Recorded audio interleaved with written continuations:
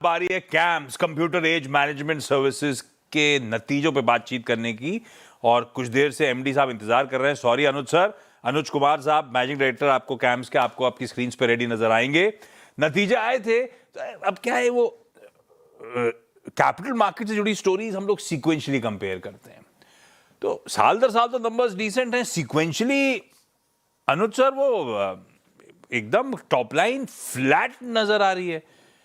क्यों top line expansion sequentially इस quarter में नहीं हुआ? नमस्कार आशीष जी, मैं आपको बताता हूँ रिजल्ट्स किस तरह के थे।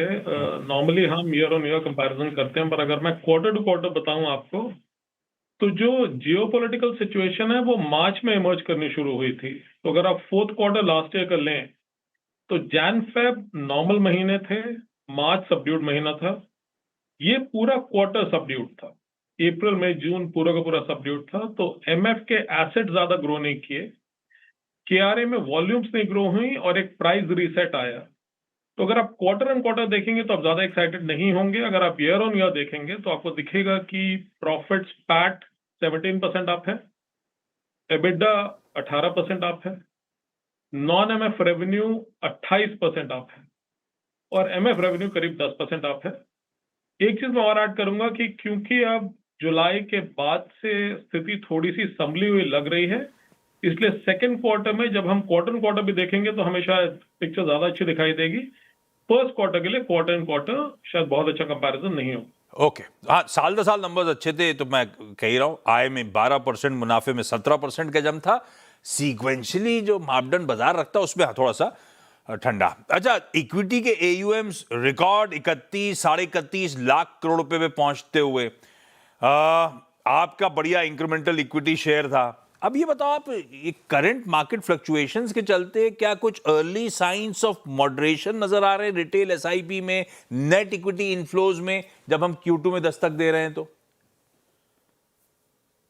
देखिए, एसआईपी काउंट्स जरूर लोगों ने, बाजार में इन्वेस्टर्स ने रीथिंक किया था। तो जो नेट एडिशन होते थे मंथ ऑन मंथ, वो आपको थोड़े फ्लैट दिखाई देंगे एसआईपी काउंट में।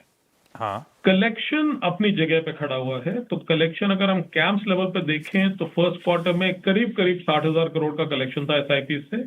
ये कलेक्शन उतना ही रहता है। न्यू फंड ऑफरिंग्स वगैरह थोड़ी सी कम थी क्योंकि मार्केट सबड्यूड था। मेरे ख्याल से जुलाई में एक्टिविटी उससे काफी ज्यादा है, तो ये रिकवरी पाथ पे है। पता है, हमेशा सबका फोकस रहता है यील्ड कंप्रेशन में, आपके आरटीए कारोबार में वो इन्वेस्टर का फोकस एरिया रहता है। क्या कोई asset slab related yield pressures इस क्वार्टर में सीक्वेंशली फेस कर रहे हैं आपने? क्योंकि आपका टोटल एयूएम तो मेरे ख्याल से 56 लाख करोड़ रुपए के पार जाता हुआ नजर आया है। तो ऐसा कोई यील्ड प्रेशर एग्रोवेट होता हुआ नजर आ रहा है क्या? एक्चुअली यील्ड्स अगर आप पिछले 3 क्वार्टर्स में देखें, मतलब लास्ट जो क्वार्टर था Q1 ऑफ 26, जहां पे आपने एक स्पेसिफिक कंप्रेशन देखा था, Q4 25 और Q1 26 में, उसके बाद से 4 क्वार्टर्स में यील्ड्स काफी स्टेबल रही हैं और हमारी आशा है कि अगले 3-4 क्वार्टर्स में भी यील्ड स्टेबल रहेंगी। नेगोशिएशन लेड कुछ खास फर्क पड़ेगा नहीं। 2.5 से 3% यील्ड्स कंप्रेस होती हैं क्योंकि रेट्स टेलीस्कोपिक है। जैसे म्यूचुअल फंड जो आपसे टीआर चार्ज करते हैं तो वो भी टेलीस्कोपिक होता है, हमारी फीस भी टेलीस्कोपिक है, तो उतना इम्पैक्ट दिखाई देगा। पर यील्ड कंप्रेशन अभी कोई ज्यादा कंसर्न वाली बात नहीं अभी के लिए। दूसरा, सबकी नजर रहती है नॉन एमएफ रेवेन्यूज पे। अब वो टोटल टॉप लाइन का तकरीबन 15% कंट्रीब्यूट करता है, और साल दर साल अगर अनुज सर जैसे बार बार साल दर साल की बात करें तो बढ़िया 28% के आसपास उस पॉकेट में उछाल देखने को मिला है। सीक्वेंशियल परफॉर्मेंस या एनी विच वेज, ये जो आपका कैम्स पे, camps alternative, camps KRA, performance तीनों का ही अच्छा था। तीनों में ही साल दर साल कैम्स पे मेरे ख्याल से बढ़िया 22.5 करोड़ रुपए सीक्वेंशली इंप्रूवमेंट है।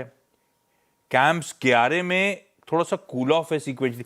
अनुज सर, सीक्वेंशली परफॉर्मेंस, और आप कौन सी पॉकेट पे दाव लगा रहे हो? नॉन एमएफ का contribution by the end of the year आप कहां देख रहे हो?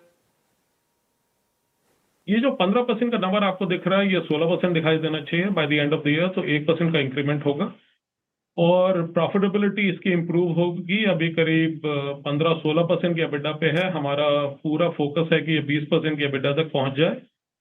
और ओवरऑल हमारी गाइडेंस ये है कि नॉन एमएफ कम से कम 20% बढ़ेगा इस साल। हमारी आशा है कि 22-23 बढ़े, बट 20% डेफिनेटली बढ़ेगा।